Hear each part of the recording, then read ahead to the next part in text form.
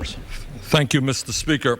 And Mr. Speaker, let me begin by mentioning that this is a tripartisan resolution, and I want to thank our co-sponsors, Mr. DeFazio, Mr. Duncan, Mr. Grijalva, Mr. Hosletter, Mr. Jones of North Carolina, Mr. Kucinich, Dr. Paul, Mr. Sensenbrenner, Mr. Stupak, and Mr. Tancredo, and I thank them very much for their support. Mr. Speaker, I do not have any great illusions that this resolution will win today. When Dr. Paul offered it 5 years ago, it only received 56 votes. I hope, however, that as many members as possible will vote for it today for one simple reason. It is time to send the Bush administration a message and a wake-up call that our current trade policies have failed and need to be completely rethought so that they represent the needs of the middle class and working families of our country and not just the CEOs of large corporations. Mr. Speaker, international trade is a good thing if implemented properly, but the evidence is overwhelming that our current trade policies, including NAFTA, including permanent normal trade relations with China, and the current rules of the WTO are not working for average Americans, they are not working for the environment, and they are not working for human rights. And if we do not fundamentally change those policies, we can only expect more of the same. The WTO was signed in 1995, and our current support of unfettered free trade has gone on for some 30 years. And what has been the result of those policies for the middle class of this country? Let's discuss it. In a period in which technology has exploded, in a period in which worker productivity has significantly increased, we would think that the middle class would be better off.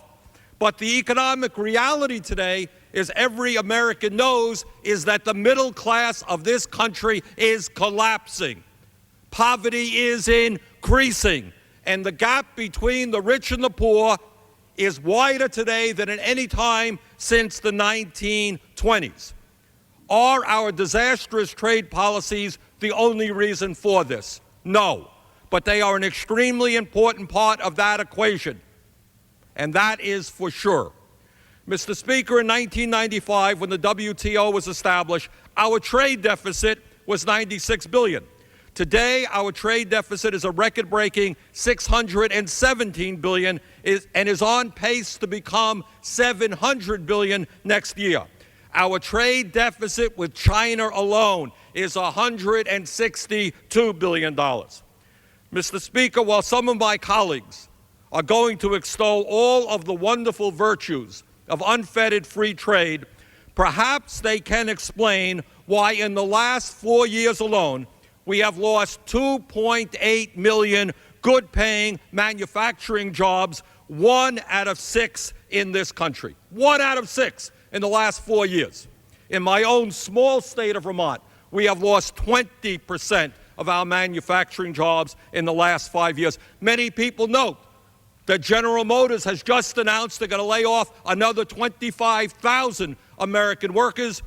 GM is producing cars in China, and there is some reason to fear that in 10 or 20 years, Detroit and automobile production in this country will be diminished as car manufacturing moves to China. When my friends come up here and they tell us how great free trade is for our economy, I want them to explain why real inflation accounted for wages in the United States today are 7% lower than they were in 1973 for the bottom 90% of workers. And why is it that millions of workers today in Vermont and throughout this country are forced to work 2 or 3 jobs just to keep their heads above water, if free trade and globalization are also great? When my friends talk about the so-called robust economy that has been created, perhaps they can explain to us why 4 million more Americans now live in poverty than just 4 years ago. 4 million more Americans in poverty. And why, incredibly, there are 24,000 fewer private sector jobs now than when George Bush first took office.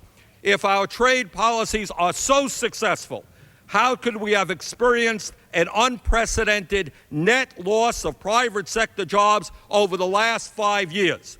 The only new net jobs that have been created by the Bush administration have been government jobs, 917,000 of them. Maybe the Republican Party is becoming the party of big government and creating government jobs, but certainly it has not been private sector jobs that free trade is supposed to create. Today, the gap between the rich and the poor is growing wider. The richest 1% of our population now own more wealth than the bottom 90%. And unfettered free trade has only made that worse. The gap between the rich and the poor more than doubled from 1979 to 2000. According to the Institute for International Economics, 39% of the increase in income inequality is due to unfettered free trade. Further, and most ominously, if our present trade and economic policies continue, the likelihood is that the next generation will be the first in the modern history of the United States to have a lower standard of living than we do. According to a recent report from the Department of Labor's Bureau of Labor Statistics, over the next decade, 7 out of the 10 fastest-growing occupations will be low-paying, low-skilled jobs that do not require a college education. Is that what free trade is giving to our kids? Jobs at Walmart, jobs at McDonald's, while the General Motors jobs, the General Electric jobs are going to China.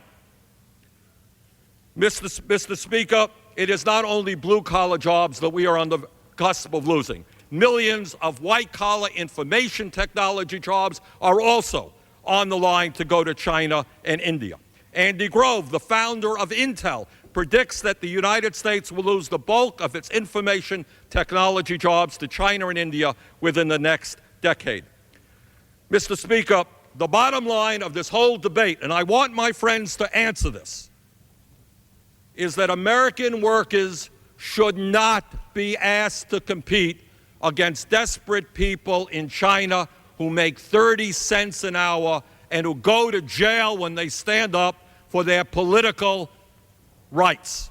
That is not what we should be engaged in. The race to the bottom has been a disaster for the middle class. At this point, Mr. Speaker, I would reserve the balance of my time.